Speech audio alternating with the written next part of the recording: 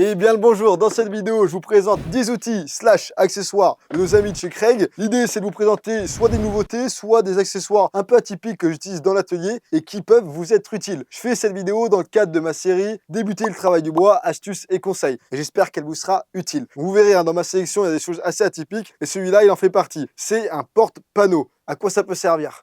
Ce porte-panneau, comme son l'indique, c'est fait pour porter des panneaux. Est-ce que ça vous est déjà arrivé d'essayer de porter des gros panneaux d'OSB qui font plus de 2 mètres ou des panneaux de contreplaqué? Si vous êtes tout seul, vous devez écarter les bras comme un gros galérien. Vous voyez pas où vous mettez les pieds, vous cassez le dos et vous cassez la figure. Et bien ça évite justement tous ces problèmes. Vous avez un porte-panneau qui se compose de 2 coussinets. Vous avez juste à insérer le porte-panneau sur le champ d'un panneau et lorsque vous levez la poignée, les 2 coussinets vont venir se resserrer et prendre en sandwich le panneau en bois. Ce qui fait que vous pouvez porter le panneau tout simplement avec une main et vous pouvez voir où vous mettez les pieds sans vous casser le dos. Donc on est sur un accessoire qui est quand même très pratique. Lorsque je l'ai découvert, je me suis dit enfin quelque chose qui va pouvoir me permettre de porter les panneaux OSB tout seul pour refaire mon solivage, refaire mon plancher et autres. Donc pour un petit accessoire, une vingtaine d'euros. Si jamais vous êtes sur un chantier où vous bricolez beaucoup avec des panneaux en bois, que ce soit du contreplaqué, de l'OSB, ça peut vous être utile. Voilà pour le premier accessoire. On enchaîne avec ce deuxième accessoire qui est un tournevis d'angle.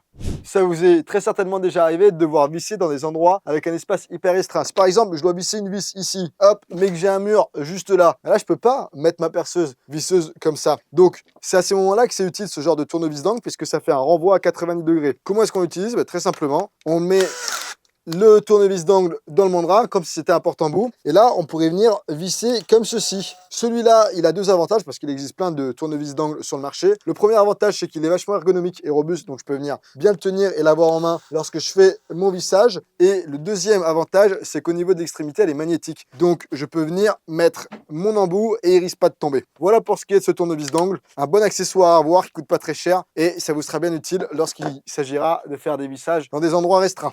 Troisième accessoire que je vous présente, pareil, c'est assez atypique. Là, vous êtes en train de vous demander ce que je vais bien pouvoir vous montrer. Hop, ça vient par 4 et je vais appeler ça des blocs de projet. Alors, à quoi ça sert ces blocs de projet? Déjà, vous voyez, c'est de forme hexagonale. Donc, l'avantage, c'est que ça roule pas. Deuxième avantage, on a de chaque côté une petite surface antidérapante. Ce qui fait que hop, lorsqu'on vient les mettre sur un établi ou un plan de travail, ensuite on vient mettre une planche sur ces blocs de projet, la planche elle ne bouge pas. Donc vous pouvez travailler sur la planche, vous pouvez la poncer, elle ne bougera pas. Également, ça vient surélever la planche de 38 mm par rapport au plan de travail. Plusieurs avantages à ça, si jamais vous voulez mettre un sergent par-dessous, vous pouvez. Et autre avantage, si jamais vous voulez prendre une défonceuse ou une affleureuse et affleurer les 4 coins de la planche de bois, vous pouvez, et l'affleureuse ne va pas toucher le plan de travail. Donc ça, c'est également avantageux. Enfin, un autre petit avantage avec ces blocs de projet là, juste ici, au milieu, il y a une pointe. Si jamais je tourne, hop, ces blocs de projet, ça fait remonter la pointe. Et si je fais ça pour chacun des blocs de projet, si jamais vous voulez peindre une pièce de bois, hop, vous peignez la première face. Généralement, lorsqu'il s'agit de peindre l'autre face, on est embêté parce que si on la pose directement sur le plan de travail, ça vient salir puisqu'il y a beaucoup de surface de contact. Là, l'avantage avec ces pointes, c'est qu'il y a très peu de surface de contact. Donc ensuite, on peut venir reposer la planche et ça ne viendra pas enlever trop de peinture. Voilà, on est pareil sur un accessoire un peu atypique, mais qui peut être utile en fonction des projets que vous avez dans votre atelier. N'oubliez pas, comme d'habitude, tous les liens vers le matériel dont je vous parle, vous pouvez le retrouver dans la description. Comme ça, si jamais ça vous intéresse, vous n'avez pas à chercher 40 minutes. Je vous mets tout bien de manière organisée dans la description. Allez, quatrième accessoire, j'enchaîne. Ça pourra également vous faire gagner du temps. C'est un porte-embout qui est réversible. Donc déjà, porte-embout, jusqu'à là, rien de très inventif. Vous mettez dans le mandrin la perceuse visseuse. Hop, l'avantage, c'est que d'un côté, on a une mèche à bois avec un frésoir. Donc ça, c'est pour spécialement, justement, les assemblages par vis biaise. Mais vous pouvez faire des pré-trous et ensuite fraiser un petit peu. Ça permet d'éviter que la tête de la vis, elle reste à l'extérieur du bois et ça permet de l'avoir bien à fleur sur la planche de bois. L'avantage de ce porte-embout réversible, comme son nom l'indique, c'est si je viens appuyer sur la bague, hop, de l'autre côté, on a un porte-embout. Donc là, c'est un porte-embout spécialement pour les vis empreintes carrées, mais je peux venir changer l'embout en fonction de mon choix de vis que j'utilise. Et ce qui fait que je peux vraiment gagner du temps. D'un côté, je peux faire tous mes perçages. Hop, ensuite, j'ai juste à mettre de l'autre côté le porte-embout, retirer sur la bague. Là, ça tient correctement et ensuite, je peux enchaîner sur tous les vissages. Donc, ça permet d'éviter d'avoir 2 perceuses différentes ou alors d'avoir 2 porte-embouts différents. Ça fait gagner du temps.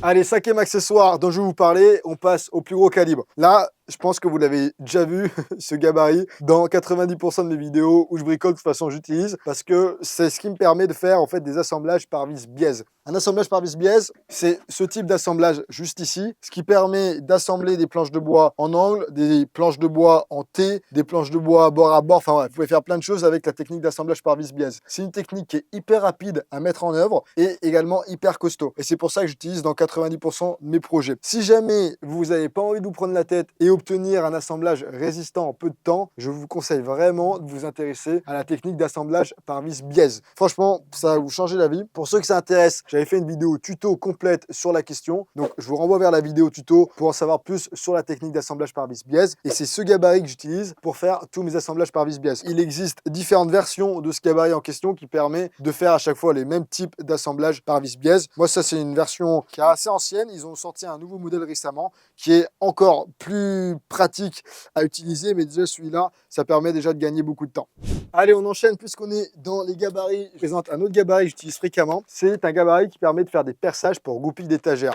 Donc ça peut être utile pour surtout faire des meubles modulables. Il n'y a pas longtemps, j'ai fabriqué un meuble pour aménager l'intérieur de mon tipi. Je vous mets la vidéo là par ici. Et le but du meuble, c'était d'avoir quelque chose de modulable pour que je puisse justement moduler la hauteur des étagères en fonction des items que je voulais mettre sur ce meuble en question. Et c'est grâce à ce gabarit que j'ai pu moduler mes étagères. C'est très simple, mais c'est hyper pratique. Vous avez une planche de bois, disons que c'est le montant d'une étagère. Vous collez ce gabarit contre le champ de l'étagère en question. Ensuite, vous prenez le forêt qui va avec et avec votre perceuse visseuse, vous allez fraiser et percer à des trous équivalents en termes de distance les uns aux autres. Vous faites pareil sur l'autre montant et vous avez ensuite des perçages qui sont à la bonne distance pour mettre vos goupilles d'étagères sur lesquelles vont pouvoir reposer vos étagères en question. Voilà, encore une fois un gabarit qui est hyper bien conçu et ça permet de gagner du temps, gagner en précision pour ensuite fabriquer tous les meubles pour vos propres justement. Allez, septième accessoire que je voulais vous présenter, c'est cet établi qui s'appelle le Mobile Project Center. J'utilise pareil 90% de mes projets en bois. Donc vous le voyez, si jamais je déplie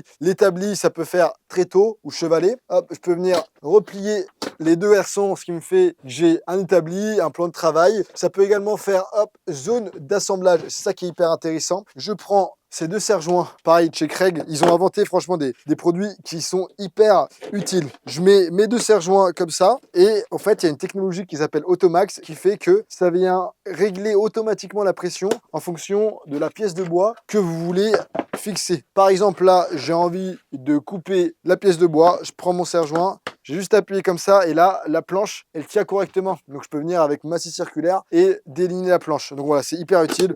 Ce type de serre-joint, j'utilise sur quasiment tous les projets.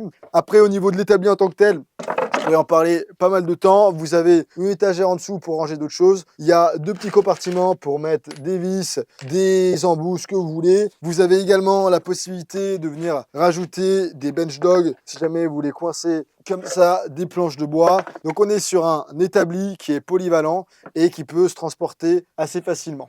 J'enchaîne avec le 8e accessoire qui est assez similaire, c'est leur tréteau. Ces tréteaux, mais impossible de les casser. Alors je sais pas combien ils prennent en poids, ça doit être écrit. Donc ce qu'ils indiquent, c'est qu'avec deux tréteaux, ça peut tenir 997 kg. C'est quasiment une tonne, c'est énorme. Enfin voilà, c'est hyper costaud. Et ces tréteaux, ils ont plusieurs avantages. Déjà, ils se règlent en hauteur. Hop, juste ici, là, je peux venir régler en fonction de la hauteur de mon tréteau que je souhaite avoir. Si jamais le sol n'est pas plat, pareil, vous pouvez régler hop, légèrement la hauteur, juste comme ça. Donc ça, c'est pratique. Et l'autre grand avantage, c'est qu'il a le même système de rail pour ces serre-joints qui ont la technologie Automax. Donc vous pouvez les mettre juste ici.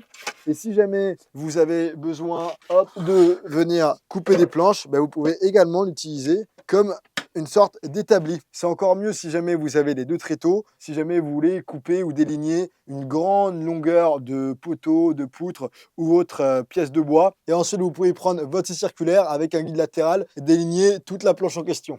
Allez, 9e accessoire, je garde ce cadre même s'il n'y a rien qu'à organiser. On est en mode ambiance chantier. On revient sur un plus petit calibre, c'est ce serre-joint. Alors, il y a plein de marques qui font des serre-joints hyper intéressants sur le marché. Là, dans cette vidéo, je vous présente celui de Craig. Il a plusieurs avantages, ce serre-joint. Le premier, c'est que si j'enlève ce petit cache, vous pouvez venir fixer un gabarit de chez Craig qui permet de faire des assemblages par vis-biais dont je vous parlais tout à l'heure. Ce qui fait que si jamais vous voulez percer à cette extrémité, vous avez le gabarit ici. Hop, vous pouvez venir fixer le gabarit directement sur la planche en question et faire vos perçages. Premier avantage. Deuxième avantage, on a la gâchette ici qui permet de desserrer facilement sans effort. Et enfin, troisième avantage, on a la tête qui est réversible. Donc si j'appuie ici, au niveau de la tête du serre-joint, hop, voilà, je peux enlever la tête et la mettre de l'autre côté dans n'importe quel sens. Donc si par exemple, moi, je sais pas, je vous dis des bêtises, mais je veux par exemple passer dans un établi avec un trou, je peux venir passer cette première extrémité. Ensuite, je remets la tête du serre-joint, juste voilà. Et comme ça, si jamais,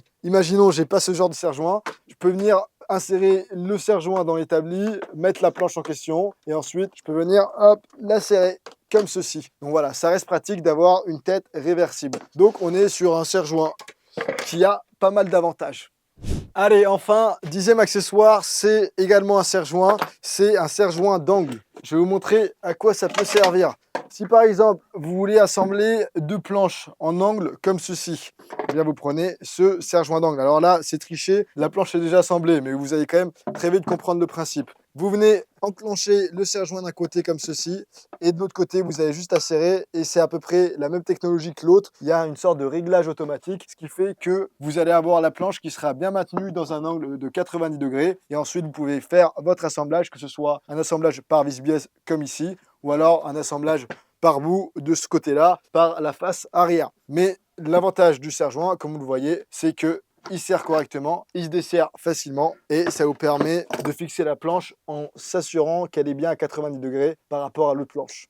Et voilà, c'est tout pour cette première sélection top 10 outils accessoires de chez Craig que j'avais envie de vous présenter. Plusieurs choses avant de vous quitter. Première chose, j'attends votre retour. Dites-moi dans les commentaires l'accessoire parmi ces 10 qui vous a paru le plus intéressant et qui pourrait vous être le plus utile. Deuxième chose, si jamais ce type de vidéo vous intéresse, n'hésitez pas à me le dire. Je pourrais peut-être vous faire une version 2. J'ai plein d'autres accessoires de chez Craig que j'utilise régulièrement, donc je pourrais faire une V2. Je pourrais également vous faire ça sur d'autres marques. Donc si jamais vous avez des marques qui vous intéressent, pareil, mettez-moi dans les commentaires. Et enfin, troisième chose, pour ceux qui veulent rejoindre ma newsletter où j'envoie chaque semaine à plus de 10 000 passionnés de bricolage des bonnes astuces liées au travail du bois et également des codes réduction sur certains outillages, eh bien, je vous accueille les bras ouverts, c'est gratuit. Le lien pour rejoindre la newsletter se trouve dans la description. Et pareil, lorsque vous rejoignez la newsletter, vous avez une vidéo gratuite qui vous est envoyée dans laquelle je vous donne 50 astuces de bricolage en tout genre. Sur ces belles paroles, vous savez ce qu'il vous reste à faire. Prenez soin de vous, gardez la forme, gardez le sourire et à très vite pour une prochaine vidéo.